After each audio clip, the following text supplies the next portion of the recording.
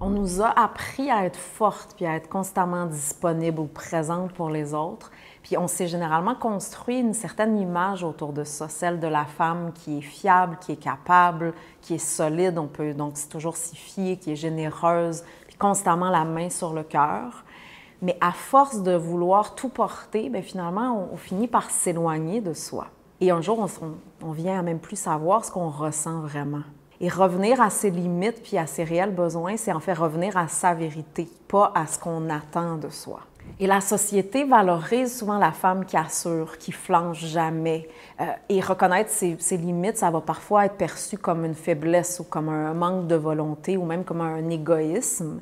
Et on croit que demander, c'est déranger les autres, que ralentir, c'est régresser, que dire non puis de ne pas constamment donner ce que les autres attendent de soi, c'est être méchante ou être blessante. Pas être une bonne sœur, une assez bonne fille, une bonne mère, une bonne amie, une bonne blonde, une bonne employée.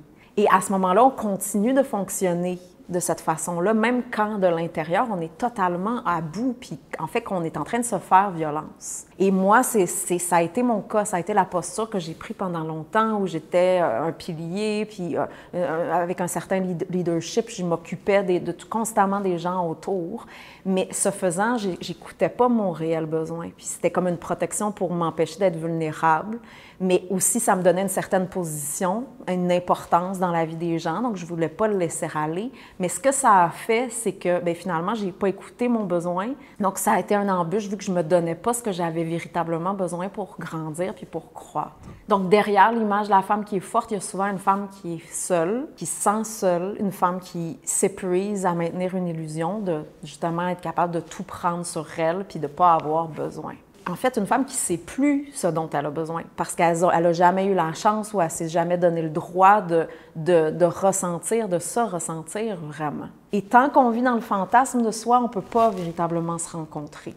Il faut quitter le rôle, aussi généreux et glorieux semble-t-il, pour retrouver ce qui est vrai en dessous, qui généralement au départ ne va pas être aussi beau ou aussi bien paraître en premier lieu. Parce qu'à chaque fois que je dis oui alors que je veux dire non, bien finalement, je suis en train de me manquer de respect à soi-même, mais aussi à l'autre. Et je rencontre vraiment beaucoup de femmes qui sont des piliers dans leur environnement, là, qui sont toujours là pour répondre aux besoins des autres, puis répondre aux besoins de leur projet, puis qui elles sont forgées même une identité autour de ça, mais dont le système nerveux est finalement en hyper-vigilance constante.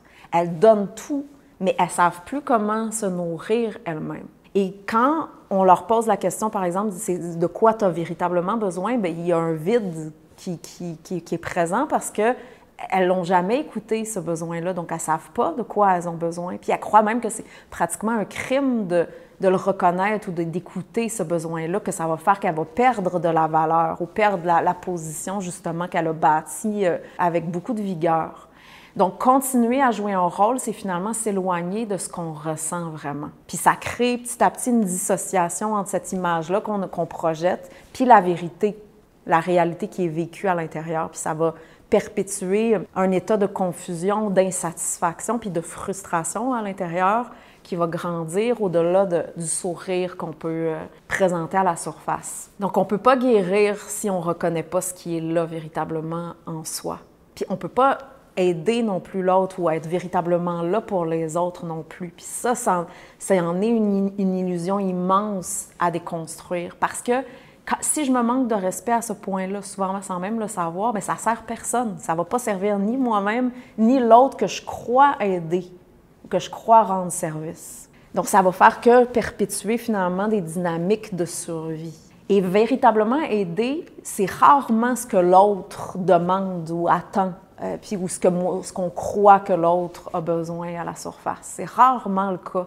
Donc, ça demande du courage de se ressentir parce que ça va souvent à l'encontre de ce qui est demandé. Puis donc, ça prend du courage de le ressentir puis d'agir en conséquence. Mais ça rapporte toujours au bout du compte parce que quand je me mets petit à petit à me respecter, mais finalement, de là, les autres se mettent à me respecter aussi. Donc, à retrouver sa voix, on apprend à dire puis à entendre notre vérité, même si elle est parfois inconfortable, puis à nommer ce qui est là, pas ce qu'on voudrait qu'il soit, et pas non plus ce qu'on maintient par peur de déranger ou de déplaire.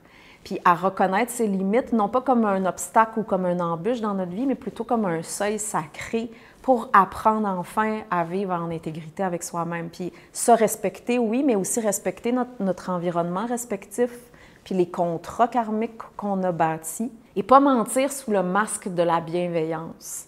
Parce qu'en dessous, finalement, notre réalité, on va mettre un sourire, on va prétendre être gentil, mais en dessous, la réalité, c'est qu'il y a une frustration, puis avec raison de constamment se faire utiliser, alors qu'on est finalement les premières, on s'utilise constamment au quotidien. Donc, c'est sain de ressentir puis de reconnaître la frustration qui est présente en dessous. Puis me mettre à prendre des décisions puis à faire des choix en fonction de ce que je ressens intérieurement pour que ma vie, pas à pas, puisse en être le reflet puis puisse respecter mes réels besoins plutôt que de prétendre être tout le temps elle qui est tellement forte puis qui est capable d'en prendre. Puis écouter ses besoins, non pas pour devenir meilleure, mais en fait pour être enfin simplement en relation avec soi-même. Puis paradoxalement, mais c'est contrairement à ce qu'on peut croire, ou la fausse croyance qu'on peut avoir, c'est là qu'on va être le plus utile autour de soi. Parce que la vérité, elle sert toujours. Même si au départ, ça va chambouler, là, clairement, les dynamiques établies, finalement, au bout du compte, ça va servir. Et retrouver sa voie, c'est justement sortir de cette illusion-là pour revenir à notre vérité. Puis c'est un chemin pour cesser de constamment prétendre, puis commencer à habiter, puis ressentir, puis agir en conséquence de ce que je ressens. Donc, si vous êtes fatigué de jouer un rôle puis de prendre tout sur vos épaules constamment, il est peut-être temps finalement de poser les armes puis de vous autoriser à être humaine, vraiment.